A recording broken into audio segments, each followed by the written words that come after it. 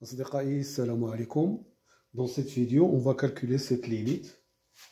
La limite quand x tend vers p sur 2 de 1 moins sinus x facteur de 1 moins sinus carré de x facteur de 1 moins sinus x puissance 3 et ainsi de suite jusqu'à 1 moins sinus x puissance n.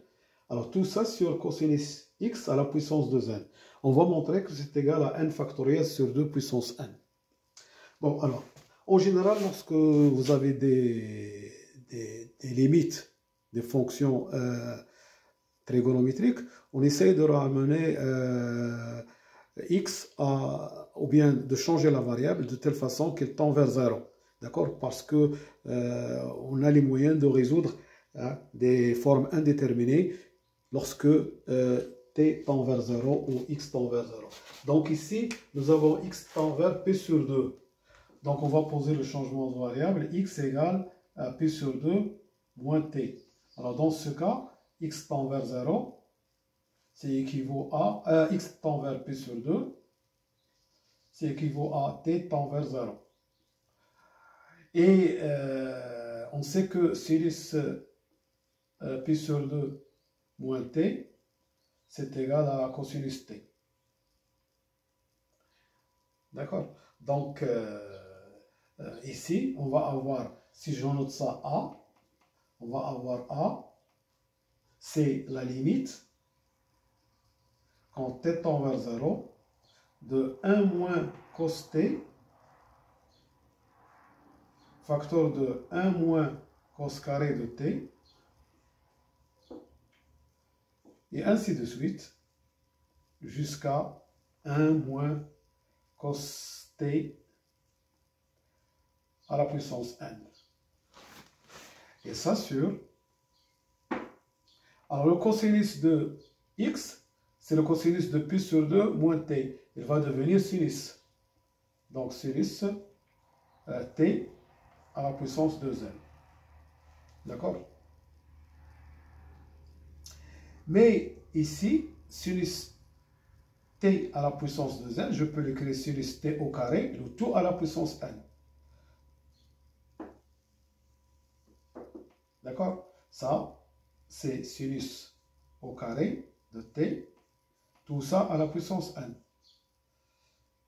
Et sinus carré, c'est quoi? C'est 1 moins cos carré. Donc, ça, je peux l'écrire comme ça. Ça s'écrit comme. Alors, je répète, sinus carré à la puissance n. Mais sinus carré, c'est 1 moins cos carré. Et ici, je laisse ça, c'est 1 moins cos t, facteur de 1 moins cos carré de t, et ainsi de suite. 1 moins cos t à la puissance n. Alors la limite quand t tend vers 0. Voilà.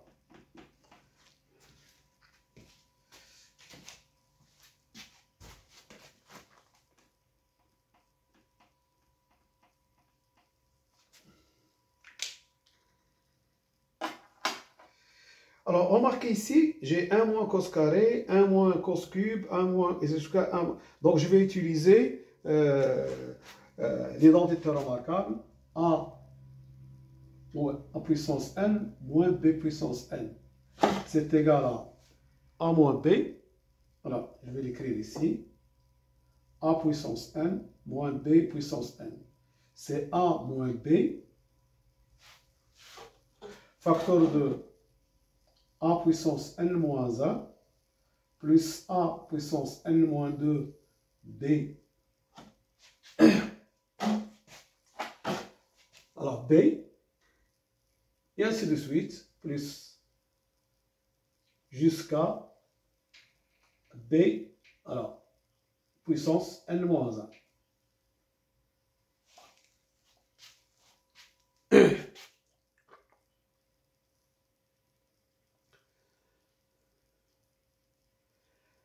Alors, donc, 1 moins cosinus t à la puissance k,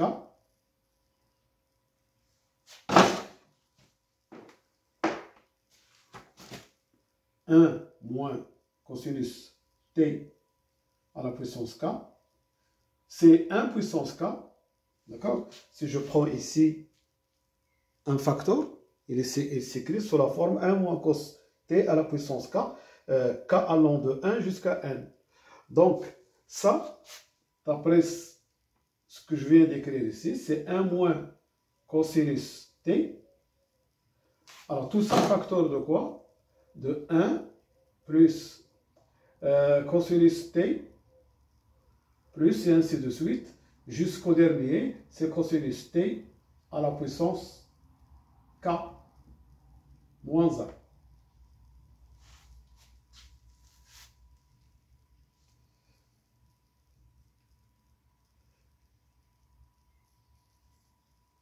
Alors, je prends ici, 1 moins cos. Alors, ici, je sais que ça, A, je peux l'écrire, limite, quand t tend vers 0, de 1 moins cos t sur, alors, 1 moins cos carré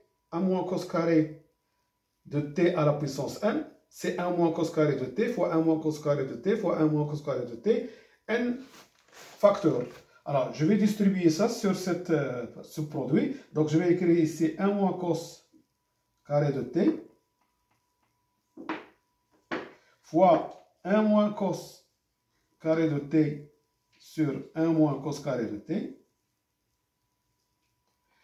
Et ainsi de suite. Je vais ici avoir 1 moins cos au cube de t sur 1 moins cos carré de t. Voilà, et ainsi de suite, jusqu'au dernier, c'est 1 moins cos t à la puissance n sur 1 moins cos carré de t.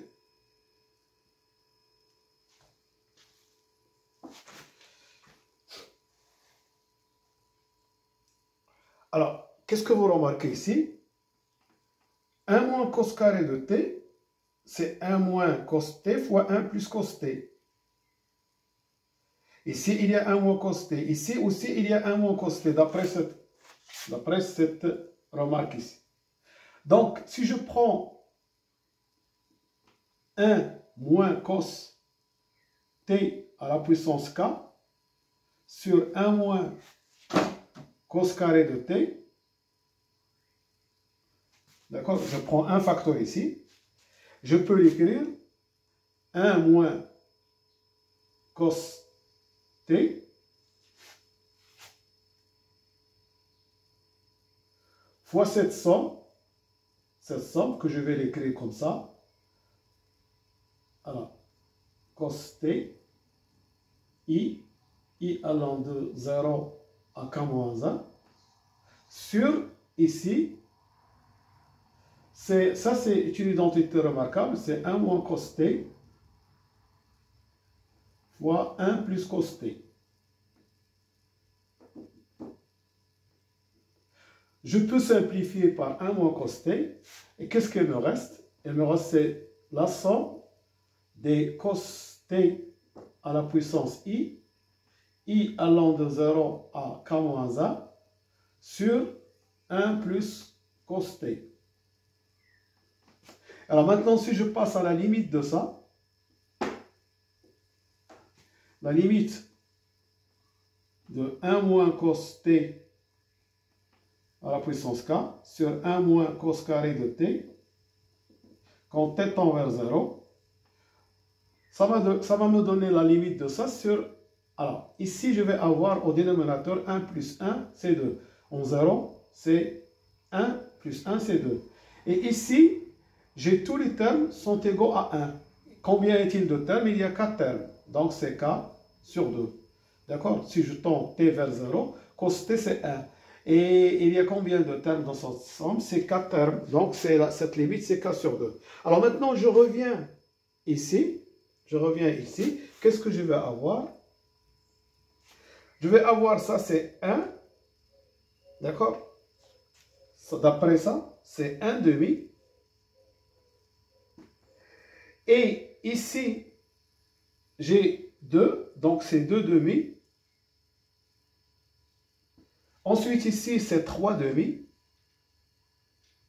Et ainsi de suite, jusqu'à Ici, c'est n demi. Si k égale n, ça va être n sur 2.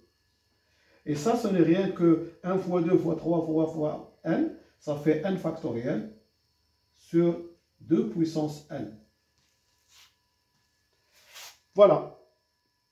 Alors, je vous remercie de votre attention et à bientôt pour une autre vidéo, Inch'Allah. Salam.